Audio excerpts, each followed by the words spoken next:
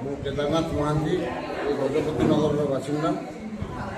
ଅନେକ ଦିନରୁ ଚେଷ୍ଟା କରାଯାଉଥିଲା ଯେ କେମିତି ଆକାରରେ ଗୋଟେ ହେଲ୍ଥ ଚେକଅପ୍ କ୍ୟାମ୍ପ, ଗୋଟେ ଭଲ ଧରଣର ହେଲ୍ଥ ଚେକଅପ୍ କ୍ୟାମ୍ପ କରାଯିବ। ଏମିତି ଦିନେ ଦିନେ କଥାବାର୍ତ୍ତା ହଉ ପ୍ରହରାଜ ବାବୁ କହିଲେ ଯେ କହିଲେ ଓମ୍ ହେଲ୍ଥ କେୟାର ସହିତ ଆମେ କୋଲାବୋରେସନ୍ରେ କରିବା। ତାଙ୍କ ସହିତ କୋଅର୍ଡିନେସନ୍ କରାହେଲା। ପବ୍ଲିସିଟି ବି ଯଥେଷ୍ଟ ପବ୍ଲିସିଟି ସେମାନେ ଦେଇଛନ୍ତି। ଆମ ତରଫରୁ ପବ୍ଲିସିଟି ହେଇଛି। ଆଜି କ୍ୟାମ୍ପରେ ବ୍ଲଡ଼ ସୁଗାର ଟେଷ୍ଟରୁ ଆରମ୍ଭ କରି ଆଇ ଟେଷ୍ଟ, ବିଭିନ୍ନ ପ୍ରକାର ଟେଷ୍ଟ ସବୁ 100 ଲୋକ କରିଛନ୍ତି। ଆଉ ଏ କ୍ୟାମ୍ପରେ 100ରୁ ଉର୍ଦ୍ଧ୍ୱ ଲୋକ ଏହା ଦେହରେ ପାର୍ଟିସିପେଟ୍ ବି କଲେ। ବହୁତ ସକ୍ସେସଫୁଲ୍ ହେଲା କ୍ୟାମ୍ପ। ସେଥିପାଇଁ ଓମ୍ ହେଲ୍ଥ କେୟାରର ସମସ୍ତ କର୍ମକର୍ତ୍ତା ମାନଙ୍କୁ ଆମେ ବହୁତ ବହୁତ ଧନ୍ୟବାଦ ଦେଉଛୁ। ଆଶା କରୁଛୁ ଆଗାମୀ ଦିନରେ ବି ଏହାଠୁ ଆହୁରି ବଡ଼ ଧରଣର କ୍ୟାମ୍ପ କରିବୁ। ଭଲ, ଯାହାଫଳରେ ଏସବୁ କାମ କ'ଣ ହେଉଛି ନା ଜନହିତକର କାମ। ଏହା ଦେହରେ ବହୁତ ଲୋକ ବେନିଫିଟ୍ ପାଇବେ। ଆଜି ବି ବହୁତ ଲୋକ ବେନିଫିଟ୍ ପାଇଛନ୍ତି। ଏମିତି ଆମେ ଆଗାମୀ ଦିନରେ ଆହୁରି ଭଲ ଭଲ କାର୍ଯ୍ୟକ୍ରମ କରିବା। ମୁଁ ଶ୍ରୀ ପାର୍ଥପ୍ରତିମ ମିଶ୍ର, ଗଜପତି ନଗର ବରିଷ୍ଠ ନାଗରିକ ସଂଘର ସମ୍ପାଦକ। ଆଜି ଆମର ବରିଷ୍ଠ ନାଗରିକ ସଂଘ ତରଫରୁ ଓମ୍ ହେଲ୍ଥ କେୟାର ଏଣ୍ଟରପ୍ରାଇଜର ଆନୁକୂଲ୍ୟରେ ଆମର ଗୋଟେ ହେଲ୍ଥ କ୍ୟାମ୍ପ ଅନୁଷ୍ଠିତ ହୋଇଅଛି। ଏହି ହେଲ୍ଥ କ୍ୟାମ୍ପରେ ବିଭିନ୍ନ ଗଜପତି ନଗରର ବାସିନ୍ଦା ତଥା ଯେଉଁମାନେ ଟେନାଣ୍ଟ ଅଛନ୍ତି ସମସ୍ତେ ଆସି ସେମାନଙ୍କର ହେଲ୍ଥ ଚେକଅପ୍ କରାଇଥିଲେ।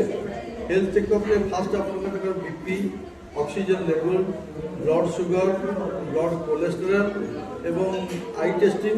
ତାପରେ ଆପଣଙ୍କର ଅର୍ଥୋପେଡ଼ିକ୍ ଡକ୍ଟର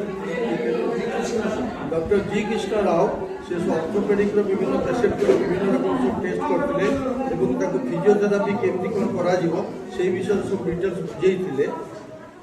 ଆଉ ଆନୁଷଙ୍ଗିକ ଅଲଗା ସମସ୍ତ ପ୍ରକାର ଟେଷ୍ଟ ଯାହା ହେବା କଥା ସେ ଯେଉଁ ଓମ୍ ହେଲ୍ଥ କେୟାର ଦ୍ୱାରା କରାଯାଇଥିଲା।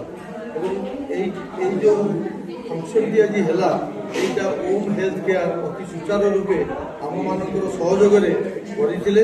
ସେଥିପାଇଁ ତାଙ୍କୁ ଅଶେଷ ଧନ୍ୟବାଦ। ମୋ ନାଁ ପ୍ରଭାକର ନାୟକ। ମୁଁ ବରିଷ୍ଠ ନାଗରିକ ମହାସଂଘର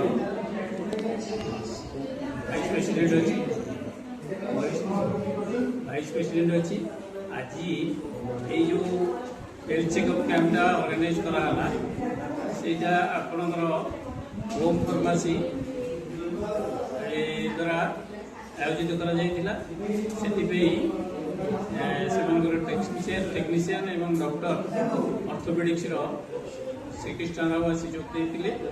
ଆମମାନଙ୍କର ପ୍ରାୟ ଆମେ ଏଠି ବହୁତ ବରିଷ୍ଠ ନାଗରିକ ପ୍ରାୟ ଏଠି ରହିଛନ୍ତି ଏବଂ କିଛି ଟେନାଣ୍ଟ ବି ଅଛନ୍ତି।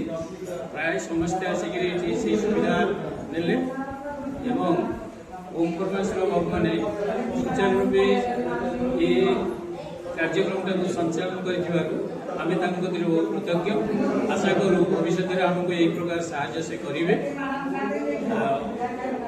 ଆଜି এই କାର୍ଯ୍ୟକ୍ରମଟା ସୁଚାରୁ ରୂପେ ହେଇଛି, ସେଥିପାଇଁ ସମସ୍ତଙ୍କୁ ଧନ୍ୟବାଦ।